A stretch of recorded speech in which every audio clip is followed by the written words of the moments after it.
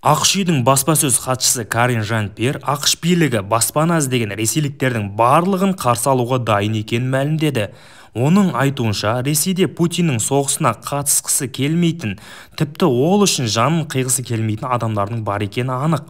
Біз оларды ұлтына қарамастан АқШтан баспана алуға өтініш бере алады деп санаймыз. Сонымен қатар олардың өтініштерінің не себептен екені нақты қарастырылады.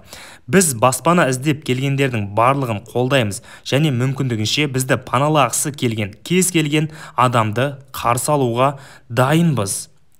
Бірақ сіздер білесіздер, осыған дейін біз соңғы 6 айда осы соғыста жүрген украиндықтардың батылдығы туралы және олардың бостандық пен бейбіт өмір үшін қалай күресіп жатқандығын айттық.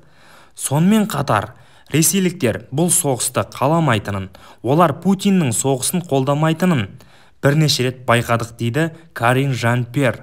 Сондай-ақ ол сөзінде, бұл соғысты тоқтата алатын бір адам болса, ол Путин.